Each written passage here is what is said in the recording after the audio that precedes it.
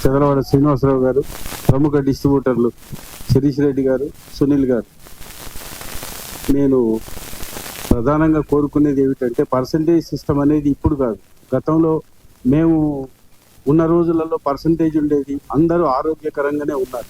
ప్రొడ్యూసర్లు వాళ్ళు ఏమనుకుంటారంటే పర్సంటేజ్ ఇవ్వడం వల్ల మాకేదో అపారమైన నష్టం జరుగుతుంది అనుకుంటున్నారు. కాదు మిత్రులారా, ఒకసారి ఆలోచించండి. చిన్న స్క్రీన్లు, అనేకమైన స్క్రీన్లు బంద్ అయిపోయాయి. నాకు సి క్లాస్ సెంటర్లు ఉన్నాయి, నాయే కాదు చాలా సెంటర్లు బంద్ అయిపోయాయి. రెంటార్ పర్సంటేజ్ అనేది మానేసి ఓన్లీ పర్సంటేజ్ అని ఇస్తే పిక్చర్కి రన్ వస్తుంది. పెద్ద డిస్ట్రిబ్యూటర్లు, ప్రొడ్యూసర్లు అవి ఉండి వాళ్ళు పర్సంటేజ్ ముందుకు వస్తున్నారు. దయచేసి మీరు కూడా ముందుకు రావాలి, చిన్న స్క్రీన్లను కాపాడాలి. అనేకమైన థియేటర్లు మూతపడ్డాయి. ఎందుకు? ఒకటి సినిమాలు రాక, రెండవది కరోనా తర్వాత ఈక్వేషన్స్ బాగా మారిపోయింది. నెంబర్ ఆఫ్ థియేటర్లు వస్తున్నాయి. డిజిటల్ వచ్చిన తర్వాత అనేకమైన థియేటర్లు రిలీజ్ చేయడానికి ఆస్కారం ఉంది. గతంలో ప్రింట్లు ఉండేవి. కాబట్టి ఇవన్నీ చూసుకొని సి క్లాస్ సెంటర్లు కొన్ని ఉన్నాయి, ఆ కొన్ని కూడా బంద్ కాకుండా ఉండాలి అంటే దయచేసి పర్సంటేజ్ అనేది కంపల్సరీ ఉండాలి. అనేక సార్లు అడిగాం దాన్ని. మేము వీఆర్ నాట్ డిమాండింగ్, మీరు మనందరం భాగస్వాములు. దయచేసి పర్సంటేజ్ అనే దాని మీద ప్రతిపాదన చేస్తున్నాము. గతంలో చాలాసార్లు చేశాము. మేము మాత్రం పర్సంటేజ్లోనే సినిమాలు వేద్దాం అనుకుంటున్నాము. పర్సంటేజ్లోనే సినిమాలు వేస్తేనే మనుగడ ఉంటుంది సి క్లాస్ సెంటర్లకు. గమనించగలరని ప్రార్థన.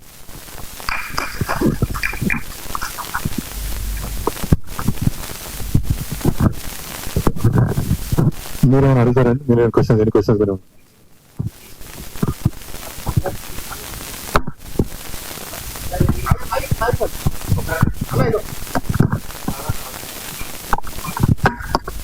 శిరీష్ గారు, సార్ ఇది కౌన్సిల్లో ఒక మీటింగ్ జరిగింది, గిల్డ్లో ఒక మీటింగ్ జరిగింది.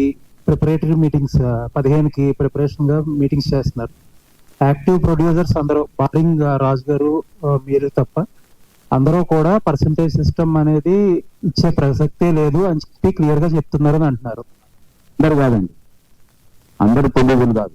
ఆల్రెడీ ఇప్పుడు అభిషేక్ సినిమాలు చేసే ప్రొడ్యూసర్స్, శ్రీనివాసరావు గారు, చాలా మంది ప్రొడ్యూసర్లు సపోర్ట్ ఉన్నారు. ఆల్రెడీ ఇప్పుడు నేను వచ్చేటప్పుడు చాలా మంది ప్రొడ్యూసర్స్ గురించి ప్రొడ్యూసర్స్ కూడా కొందరు ఉన్నారు.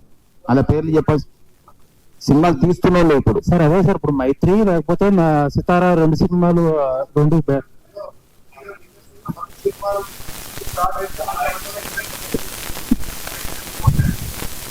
10 సినిమాలు ఇప్పుడు అర్ధ గంటలో కొంటాడు. అదే సార్, ఇప్పుడు అంటే ఒక క్లారిటీ ఇస్తున్నా. యాక్టివ్ ప్రొడ్యూసర్ చాలా మంది దీనికి మద్దతుగా ఉన్నారు. కొందరు వ్యక్తులు మద్దతుగా లేరు. వాళ్ళ బాధలు వాళ్ళు చెప్పుకుంటున్నారు, వీళ్ళ బాధలు వీళ్ళు చెప్తున్నారు. బాధలు అందరికీ ఉన్నాయి. వాళ్ళ బాధలు లేవు అనట్లేదండి. సినిమాలు మేమే తీస్తున్నాం, వాళ్ళు తీస్తున్నారు. బాధలు ఉన్నాయి, కానీ ప్రాబ్లం ఏంటంటే బాధలు ఉన్నాయి కదా అని చెప్పేసి వాళ్ళు కనీసం సర్వే అవుతారు. ఇప్పుడు నేను సినిమాలు తీస్తున్నాం, ఇక్కడ కాకపోతే ఇండియాలో తీస్తున్నాం, బాలీవుడ్ లో తీస్తున్నాం, ఇక్కడ సినిమా ఆగట్లా, థియేటర్లు ఆగిపోయే పరిస్థితికి వచ్చినాయి.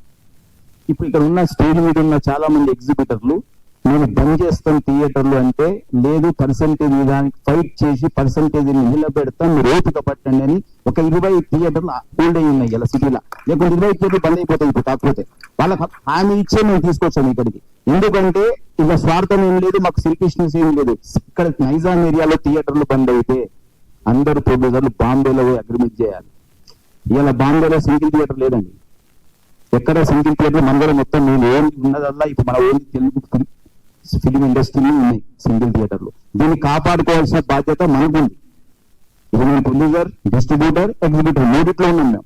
అయినా ఎందుకోసం ఎగ్జిబిషన్ దాని గురించి వచ్చి ఇక్కడ నిలబడ్డాం. థియేటర్లు బతకాలి. ఇప్పుడు మాకే కాదు, మాకున్న థియేటర్లు ఎంతున్నాయో మైత్రికి అంతే ఉన్నాయి, మిగిలిన ఉన్నాయి. అందరికీ థియేటర్లు ఉన్నాయి. ఇక్కడ థియేటర్లు లేని వాళ్ళు ఎవరు లేరు. మా కోసం మేము సెల్ఫిష్ గా దీనికోసం ఫైట్ చేయట్లే, బతకాలి. థియేటర్ సింగిల్ థియేటర్లు అయితే మీరే ఉన్నారు, మీ మీడియా మిత్రులు. సింగిల్ థియేటర్ మీరు ఇంట్రెస్ట్ చూపిస్తారా, మల్టీప్లెక్స్ చూపిస్తారా సినిమా చూడటానికి?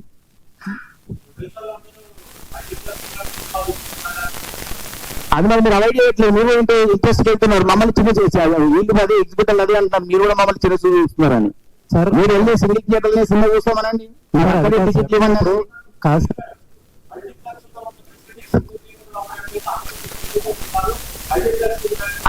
రైట్, మీరు ఇప్పుడు బాగుంది. మీరు ఇప్పుడు పర్సెంటేజ్ సిస్టమ్ అయిన తర్వాత మీరు ఏ థియేటర్లు అయితే ఆ ఫెసిలిటీస్ లేవో మీరు నిలదీయండి. ఇప్పుడు నా థియేటర్లు ఉన్నాయి, లేకపోతే సునీల్ థియేటర్లు ఉన్నాయి, లేకపోతే ఇంకెవరి థియేటర్, ఆ థియేటర్కి వెళ్ళి సినిమా చూడండి. సినిమా చూసిన తర్వాత ఏంటి థియేటర్ ఇలా ఉందని అప్పుడు మీరు రాయండి. సార్ సార్ వస్తుంది. సేమ్ టైం ఫస్ట్ వీక్ లోనే ఆ పర్సంటేజ్ ఎక్కడ అమలు చేస్తే కనుక హై బడ్జెట్ సినిమా అంటే ఇవాళ ఎక్కడ ఉంది? తెలుగు ఉందా, ప్యాన్ ఇండియా ఉందా? నాకు ఆన్సర్ చెప్పండి. హై బడ్జెట్ మూవీ తెలుగు సినిమానా, ప్యాన్ ఇండియా సినిమానా? అది చెప్పండి నాకు answer. Telugu cinema Telugu cinema, pan India cinema. ఇండియాలో తెలుగు సినిమా లేదు. High budget cinema pan India. Pan India అన్నప్పుడు మరి బెంగళూరులో ఎందుకు పర్సెంటేజ్ ఇస్తున్నారు, మహారాష్ట్రలో ఎందుకు పర్సెంటేజ్ ఇస్తున్నారు, తమిళనాడు ఎందుకు పర్సెంటేజ్ ఇస్తున్నారు? తెలుగు స్టేట్ ఏం చేసింది?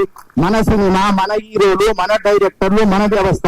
మనకేది మన థియేటర్లు ఎక్కడున్నాయి ఈ రోజు? మీరు మాట్లాడండి సార్, మీడియా మీరు మాట్లాడండి, మీరు నిలదీయండి క్వశ్చన్లకు ఆన్సర్లను. మేము కాదు మాట్లాడాల్సింది. మేము మాట్లాడితే శిరీష్ రెడ్డి బ్యాడ్, శిరీష్ రెడ్డిగా మాట్లాడతాడు. ఇది కాదు, వ్యవస్థని మొత్తం టోటల్ ఇండియాలో అన్ని స్టేట్లు తిరగండి, తిరిగి ఎక్కడ ఏ వ్యవస్థ ఎలా నడుస్తుంది. మనం ఒక్కళ్ళం కాదు కదా. ప్యాన్ ఇండియా సినిమా చేసి ఒక పుష్ప లాంటి సినిమా ఇవాళ ఎంత మంది ఎంజాయ్ చేశారండి వరల్డ్ ఈ ఇండియాలో. మనం ఎక్కడ ఎంజాయ్ చేసాం? మనకేంటి చెప్పండి? వాళ్ళు ఎంజాయ్ చేస్తున్నారు. ఇప్పుడు అక్కడ 100% ఇచ్చేస్తున్నాం కదా మనమే. మేము గేమ్ చేంజర్ చేసాం, మేము ప్యాన్ ఇండియా సినిమాలు చేస్తున్నాం, మేము ఇప్పుడు ఇందులో సల్మాన్ ఖాన్ తో సినిమా చేస్తున్నాం. అంటే ఎంత పాన్ ఇండియా సినిమా అయినా తెలుగు స్టేట్స్ లో వచ్చే డబ్బు వేరు, మిగతా దాంట్లో ఇప్పుడు మీరు అన్నట్టు బెంగళూరులో ఇస్తున్నారు, లేకపోతే తమిళనాడులో ఇస్తున్నారు అంటే నెంబర్ ఆఫ్ థియేటర్స్ తక్కువ అయి ఉండొచ్చు. ఇంకా అక్కడ దేర్ ఇస్ నో ఆల్టర్నేట్ అయి ఉండొచ్చు.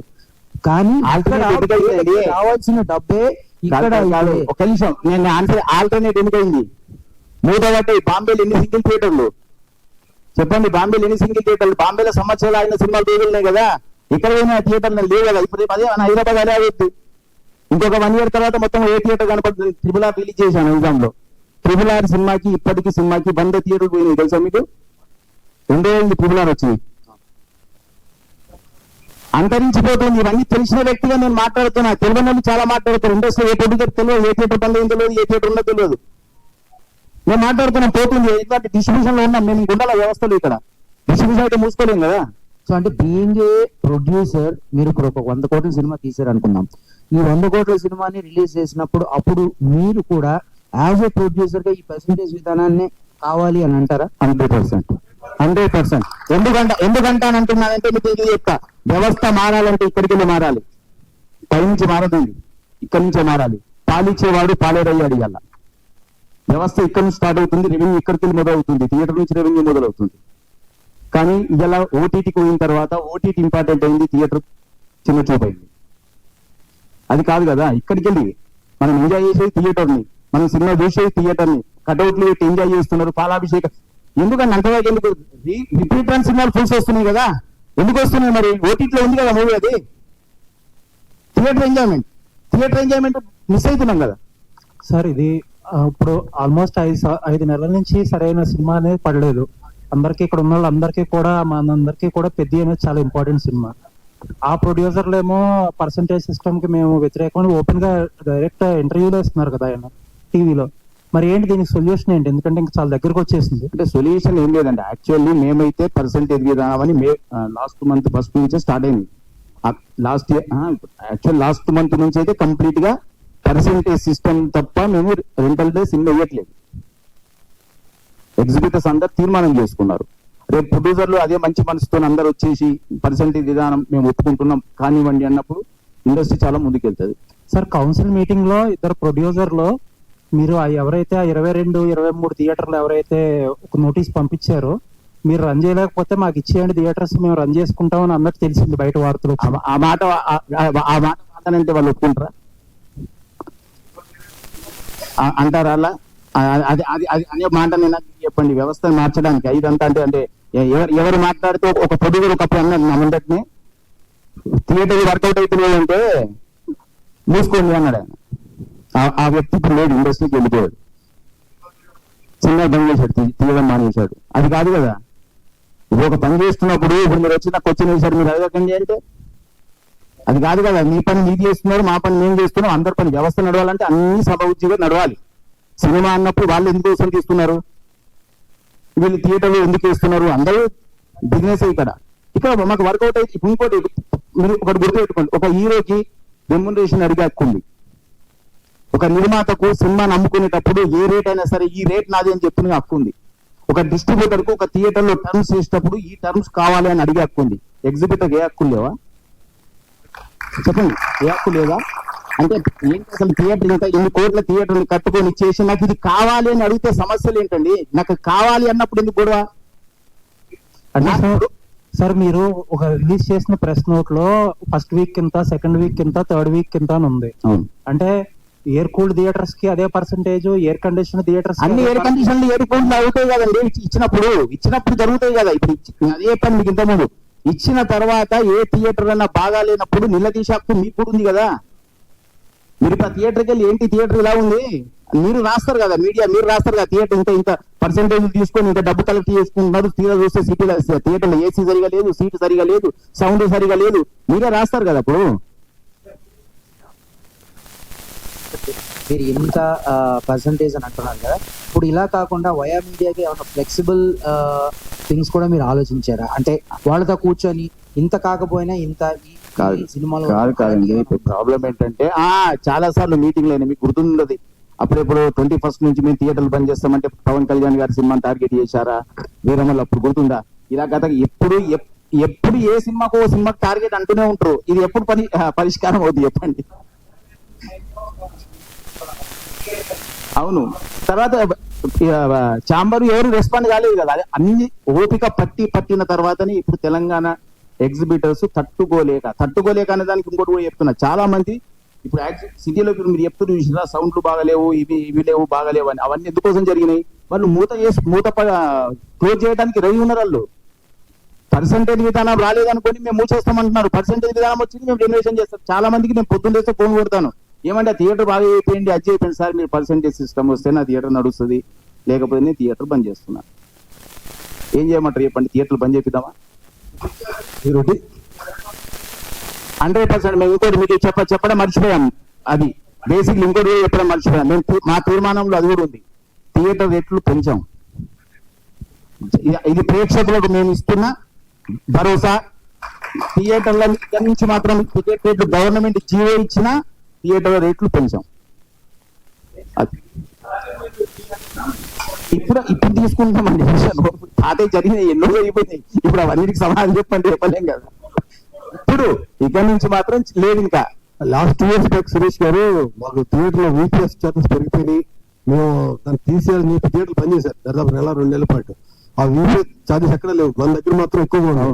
దాని మీద మీరు ఇప్పుడు మాట్లాడాలి. అన్ని ఒకటి ఇప్పుడు స్టార్ట్ చేసింది. ఇప్పుడు ఒకటి అయితే కదా, తర్వాత నెక్స్ట్ దానికి వెళ్తాం. ఇక్కడే ఆగిపోతాం. దీన్ని తీసుకురావడానికే చాలా కష్టం అవుతుందండి. ఎన్నేళ్ళు అయింది లేదు అంటే లాస్ట్ తర్వాత 750 రూపీస్ తక్కువ చేసిర్రు.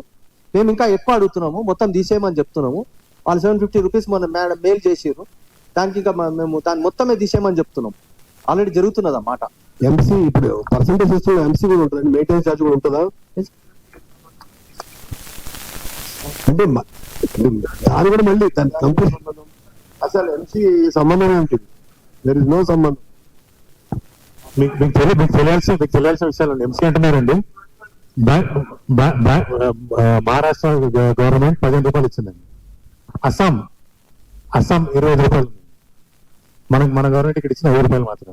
మన సినిమాలు 15 కూడా ఎక్కువ ఉంది సార్. వాళ్ళకన్నా మనం ఎక్కువ డిమాండ్ చేస్తున్నప్పుడు సినిమాలు లేని రాష్ట్రాలు 20 రూపాయలు ఇస్తున్నారండి. ఇంకోటి ఖర్చులు అందరికి సేమే కదా, మీకు సేమ్, నాకు సేమ్, ఆయనకు సేమ్, అందరికి సేమ్. సినిమా నడిపేవాడికి సేమ్, సినిమా తీసేవాడికి సేమ్. ఇప్పుడు ఏషియన్ అంటే సునీల్ గారితో పాటు సురేష్ బాబు కూడా పార్ట్నరే కాబట్టి ఇప్పుడు ఆయన ఛాంబర్ ప్రెసిడెంట్ గా ఉన్నారు కదా, అది ఆయనతో కూర్చొని మీరు మాట్లాడుకోవచ్చు కదా. పబ్లిక్ గా ఇలా ప్రశ్న పెట్టాల్సిన అవసరం ఉంది దీని గురించి. ప్రిన్సిపల్ గారు కూడా ట్రై చేశారు, మీటింగ్ పెట్టండి అవ్వలేదు. సార్ ఉన్నారు కదా ఇక్కడ చేంబర్ లో ఉన్నారు సార్. సురేష్ గారు మన 8వ తారీఖు మీటింగ్ జరిగింది. 8 చెప్పారు, 10 చెప్పారు, 12 చెప్పారు. మీతో 9వ తారీఖు కొన్ని నిర్మాతలు అందరూ మీతో సమావేశం జరిగింది. ఆ సమావేశం దీని గురించి చర్చలు వచ్చిన సార్ కొనుక్కు తీసుకొద్దామని ఉద్దేశంలో ఉన్నారు. మొన్న 9వ తారీఖు గారి మీటింగ్ లో జరిగింది. నేను ఉన్నాను సార్.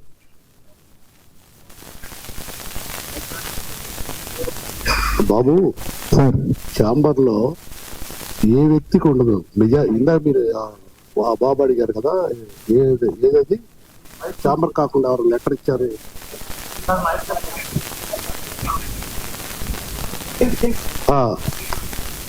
ఇప్పుడు ఇక్కడ తెలంగాణ ఛాంబరు లేకపోతే తెలంగాణ ఎగ్జిబిటర్స్ లేకపోతే తెలుగు ఫిల్మ్ ఛాంబర్ తప్ప వాళ్ళు ఏ లెటర్ ఇచ్చినా దాన్ని బుక్ లైట్ తప్ప దానికి ఏ వాల్యూ ఉంటుందమ్మా. నిర్మాతల్లో కూడా 99% పర్సంటేజ్ ఇవ్వడానికి మేము ప్రిపేర్ అయి ఉన్నాం. అది ధర్మంగా వాళ్ళు మేము కూర్చొని చేస్తాము. ఆ మీటింగ్ వాళ్ళు చెప్పినట్టు పోస్ట్ పోన్ 100% కరెక్ట్. అది మీరు త్వరగా పెట్టి సాల్వ్ చేసి అందరూ బాగుండేట్టు చేసుకోవటం నిర్మాత విధి. విన్నాం సార్. అంటే థియేటర్ బంద్ చేయకుండా కూర్చొని ముందు మాట్లాడవచ్చు కదా, బంద్ చేసేసి ఆఫ్టర్నూన్ ఇక్కడ ఏమవుతుందంటే కూడా చిన్న చిన్న వచ్చింది. ఇప్పుడు కూడా ఈ థియేటర్ కూడా మేము బంద్ చేస్తా అవ్వట్లేదు, మాకు గిట్టుబాటు అవ్వట్లేదండి. గిట్టుబాటు అయితే మీరు ఏమన్నట్టు తప్పే ఉంది అందులో. తప్పనట్లేదు సార్. నిర్మాత కూడా వాళ్ళ కస్టమర్ నిర్మాత ఎందుకు తీసుకుంటారు? ఇప్పుడు వాళ్ళు ఇవాళ ఈ మీటింగ్ పెడతానికి 8వ తారీఖు ఛాంబర్ లో మేము మాట ఇచ్చాము. 8వ తారీఖు అయితే 9వ తారీఖు అయింది, వాళ్ళ 12వ తారీఖు వచ్చింది. వాళ్ళ పిలిచి మీటింగ్ పెడితే ఇది ఉండదు కదా. మీరు ఎక్కడ తేడా ఉందో అది మీరు గమనించాలి. అవసరంగా గోటుతో పోయిన గోటల్లాగా తెచ్చుకోవద్దు. వాళ్ళేపు న్యాయం ఉంది. మన పర్సంటేజ్ కుడియనంగా మాట్లాడుకొని ధర్మంగా ఉంటే వాళ్ళు వేస్తుంటారు, మేము వేస్తుంటాం. ఇది అనవసరమైన డిలే ఛాంబర్ మీటింగ్ వల్ల ఇది వచ్చింది అంతే. Exactly sir. కాదు ఎన్నోసారి మీటింగ్ ముందే జట్లు సినిమా రిలీజ్ అయింది. ఆ సినిమా కొన్ని థియేటర్లు ఇవ్వలేదని చాలా ఇష్యూ కూడా జరిగింది దాని గురించి. థియేటర్లో లేదండి. అది ఏమైందంటే ఒక మాటేనండి, వాళ్ళు మేము ఏం చేసామంటే 8వ తారీఖు మనం మీటింగ్ పెట్టుకుంటాం, అప్పటిదాకా కంటిన్యూ చేయమని ఒప్పుకుంటాం. వాళ్ళకి సునీల్ గారు వారు దిల్ రాజు గారు వాళ్ళ బ్రదర్ నాకు ఫోన్ చేసి చెప్పారు. అది వాళ్ళ కమ్యూనికేషన్ వాళ్ళు మనం ఛాంబర్ నుంచి లెటర్ వెళ్ళాలి. అది వెళ్ళడితే వాళ్ళు ఆపేవాళ్ళు కాదు. అది కూడా మనం వాళ్ళకి కమ్యూనికేట్ చేయలేదు కదా. వాళ్ళకి తెలిసిన ఇమీడియట్ గా సినిమాలు చేశారు వాళ్ళు. సురేష్ గారు, సినిమా థియేటర్లు అంతరించిపోతే తగ్గిపోతాయి అంటున్నారు. ఈ పర్సెంటేజ్ సిస్టమ్ అవడం వల్ల డిస్ట్రిబ్యూటర్ మొత్తం ఎగిరిపోతారని అనిపిస్తుంది. బాబు నేను ఇక్కడ అందరు నిర్మాత 99% నిర్మాతలు పర్సంటేజ్ ఇచ్చి సింగిల్ స్క్రీన్ మెయిన్ గా రక్షించుకొని ఇంకా పెంచడానికే ప్రయత్నిస్తున్నాం.